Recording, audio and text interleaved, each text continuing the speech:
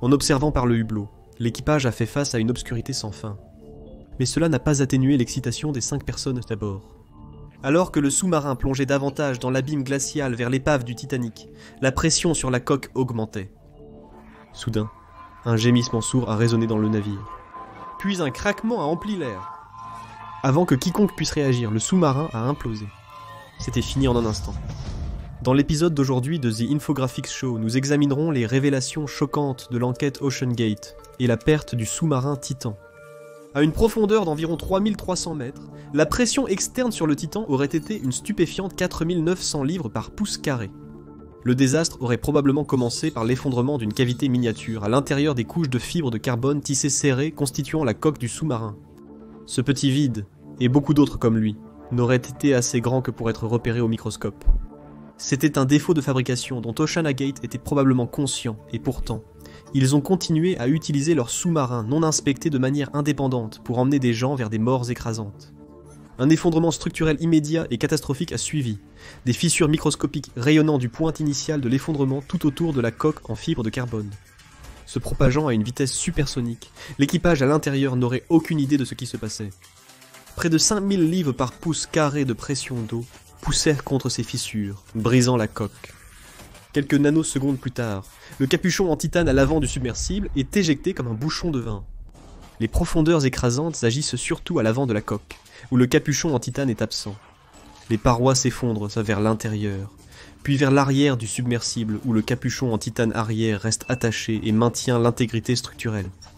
L'incroyable pression de l'eau de mer comprime l'atmosphère du sous-marin, se déplaçant le long de la coque en fractions de nanosecondes. L'atmosphère en compression dans la capsule pousse l'équipage vers l'arrière, loin du point d'effondrement, jusqu'au capuchon en titane.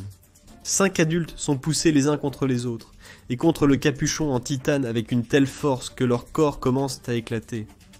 L'eau pousse maintenant la coque du sous-marin sur elle-même, de l'avant vers l'arrière, la faisant s'effondrer comme une canette de soda vide écrasée à plat. Les débris éparpillés de la coque en fibre de carbone poussent le corps de l'équipage contre le capuchon arrière en titane, l'eau suivant rapidement.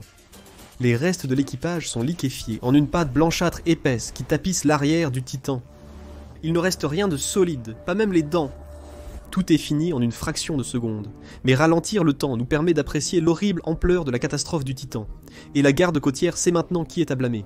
Et bien que le scénario précédent ne soit que spéculation, c'est une très bonne supposition de ce qui a mal tourné. Le submersible Titan et OceanGate, l'entreprise responsable du transport des touristes vers l'épave du Titanic, était en grande partie l'idée du milliardaire libertaire Stockton Rush. Rush a créé OceanGate en 2009, convaincu que le tourisme sous-marin était un potentiel inexploité. Il y avait juste un problème, la réglementation gouvernementale, qu'il jugeait compréhensible mais illogique. Critique de la loi sur la sécurité des navires à passagers, de 1993, qui interdisait les plongées en dessous de 45 mètres et réglementait strictement la construction de sous-marins à passagers. Rush dirait, je cite, priorise inutilement la sécurité des passagers sur l'innovation commerciale. Rush concevrait son propre sous-marin, malgré ce que disaient les réglementations. Le Titan serait constitué de 2 embouts en titane d'une épaisseur de paroi de 3/4 de pouce. L'embout avant aurait l'unique fenêtre permettant aux touristes d'admirer l'épave du Titanic. La fenêtre en acrylique serait épaisse de 7 pouces, et lors des plongées profondes, il a été enregistré qu'elle rentrait dans la cabine de près d'1 pouce.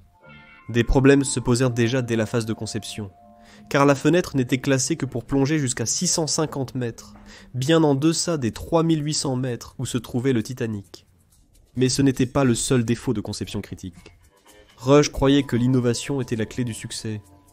OceanGate était principalement composé de jeunes diplômés, partageant son attitude laxiste envers les réglementations.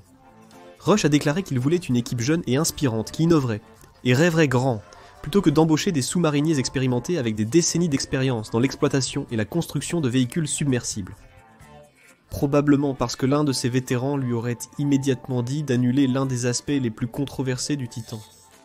Le Titan utiliserait du matériau en fibre de carbone pour sa coque, ce qui révolutionnerait sa fabrication. La fibre de carbone est fabriquée à partir de fins filaments d'atomes de carbone liés ensemble dans une structure cristalline, et s'est avéré être un matériau incroyablement résistant et durable, Cependant, le contexte est primordial, et comme le sait chaque étudiant en sciences appliquées, les matériaux réagissent différemment selon l'environnement. Liz Taylor, présidente de Doher Marine, aurait mis en garde Rush contre l'utilisation de la fibre de carbone dans la coque. Elle a averti que la fibre de carbone ne résiste pas bien lorsqu'elle est exposée à des profondeurs extrêmes ou immergée dans l'eau pendant de longues périodes. Elle ne tolère pas non plus les contraintes spécifiques d'avoir l'océan qui presse de tous côtés tout en étant rempli d'une atmosphère de pression dans son intérieur creux. Rush a écarté ses inquiétudes d'un geste. Même lorsqu'une lettre a été rédigée par 38 experts le suppliant de faire inspecter son submersible par des inspecteurs gouvernementaux, il l'a ignoré.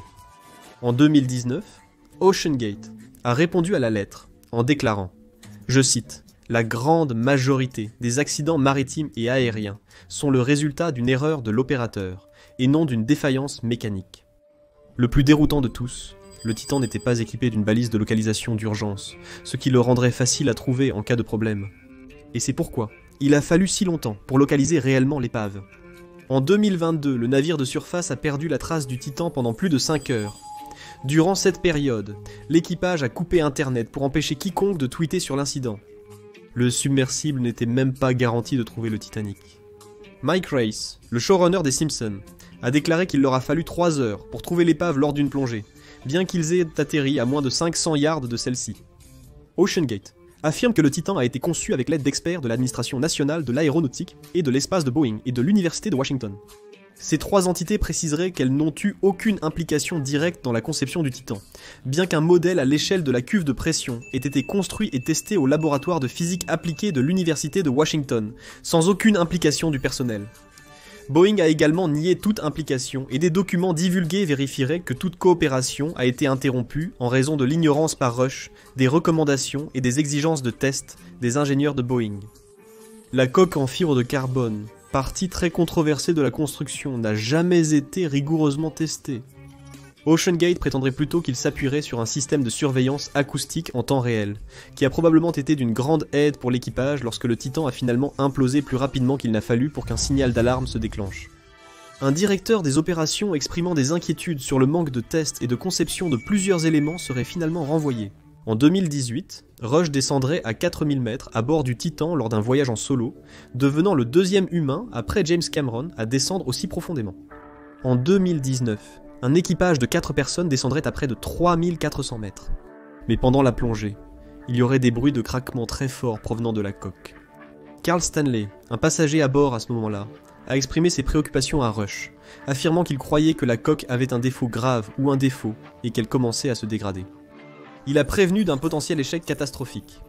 Rush rejetterait les suggestions de Stanley et lui dirait de garder ses opinions pour lui-même. Une nouvelle coque serait construite en 2021, Rush ayant menti aux investisseurs sur le retard. Pendant les essais du nouveau design de coque, plusieurs maquettes ont implosé. Rush a insisté pour réutiliser des parties de ces modèles implosés pour le véritable objet, malgré une série d'avertissements que les composants pourraient être compromis et affaiblir l'intégrité de la nouvelle coque. Des anneaux de levage pour aider à la récupération du Titan ont également été ajoutés, et ce malgré d'autres avertissements que le corps du sous-marin n'était pas capable de supporter la tension et la contrainte de charge qu'il devrait supporter lorsqu'il serait soulevé. Les problèmes de communication lors des plongées d'essai étaient fréquents, le sous-marin perdant tout contact pendant des heures avec son navire d'assistance en surface. Des problèmes de propulseur et de flottabilité ont également affecté le Titan. Et lors d'une plongée d'essai en 2021 avec l'animateur de télévision Josh Gates, le Titan n'a atteint que 30 mètres avant que de multiples défaillances techniques n'obligent à annuler la plongée. Gates refuserait une invitation à rejoindre le Titan pour une plongée vers l'épave du Titanic. L'attitude irrespectueuse et téméraire de Stockton Rush envers les réglementations a ouvert la voie qui mènera à une catastrophe. Alors, qu'est-ce qui s'est exactement passé ? Lors d'une expédition précédente, le submersible et sa barque de remorquage ont été partiellement submergés pendant 3 jours, alors qu'ils étaient là à traîner jusqu'au site de plongée. À une autre occasion, quelques jours avant la plongée fatidique, le Titan était coincé dans un état de mer agité, malmenant l'équipage pendant presque 1 heure. Malgré cela, le 17 juin, les passagers du Titan ont suivi une journée de formation en préparation de leur plongée, inconscients du sort qui les attendait. Le 18 juin, à 9h14, le Titan s'est détaché de sa plateforme de soutien et a commencé sa longue plongée vers l'épave du Titanic. Le Titan n'avait pas de communication directe avec son navire d'assistance, le Polar Prince, et s'appuyait plutôt sur une application de messagerie texte. À 165 mètres, le Polar Prince a envoyé un message K au Titan selon les procédures d'Ocean Gate. Cela impliquait un contrôle des communications. Près d'une minute après, le Titan a aussi répondu par K. En plus des messages textes, le Titan a envoyé des pings constants au Polar Prince toutes les 5 à 10 secondes. Ce système continuerait à fonctionner même lors de la plupart des pannes de communication lors des plongées précédentes. Alors que le Titan poursuivait sa plongée, tout semblait bien se passer. Bien qu'une panne de communication soit survenue vers 10 h du matin, le Polar Prince, envoyant des textos répétés au Titan sans obtenir de réponse. À 10h13, le Titan a répondu, indiquant une perte des paramètres du système et du chat. Une autre panne du logiciel de communication. Ici, les choses deviennent curieuses, car le Polar Prince reçoit un message disant que c'est PH, ou Paul Henry, un expert français du Titanic. Lorsqu'on lui a demandé s'il pouvait voir le Polar Prince sur son écran, le Titan a simplement renvoyé un message disant « c'est PH ». Cette défaillance de communication pourrait indiquer que le Titan ne recevait pas correctement les messages du Polar Prince. Il est également possible qu'il y ait eu une erreur avec le système de filtration de l'air, entraînant une confusion due à l'accumulation de dioxyde de carbone. À ce moment, les deux idées restent purement spéculatives. À 1047, le premier signe de problème est apparu. Un message du Titan disait tomber à 2 VTS. C'était probablement une référence au poids que le Titan utilisait pour couler au fond de la mer. À près de 3350 mètres de profondeur, le Titan a peut-être libéré des poids pour ralentir sa descente. Lors d'une expédition précédente sur un autre submersible, Stockton Rush avait écrasé son vaisseau directement sur l'épave du paquebot Andrea Doria. L'impression polaire a cessé de recevoir les pings automatiques habituels 6 secondes après la réception de ce message. On pense que le Titan a subi une implosion catastrophique à ce moment-là. L'équipage n'aurait pas eu le temps de réagir ou même de percevoir leur propre mort, l'implosion se produisant en fractions de secondes. Cependant, ils ont probablement entendu les mêmes bruits de fatigue et de stress sur la coque du submersible que lors des plongées précédentes. Cette fois, cependant, la coque en fibre de carbone défectueuse ne résisterait pas aux pressions et s'effondrerait. L'histoire du Titan reflète celle du Titanic, une histoire d'extrême arrogance et de folie. Dans ce cas de Stockton Rush, qui croyait être au-dessus des préoccupations mesquines, de la réglementation gouvernementale et même des conseils d'experts. Pourtant, son sort et le meurtre de 4 de ses passagers servent de rappel que la réglementation gouvernementale peut être restrictive pour les affaires, mais elle existe pour une raison. Allez maintenant regarder J'étais piégé sous l'eau pendant 3 jours ou cliquez sur cette autre vidéo à la place.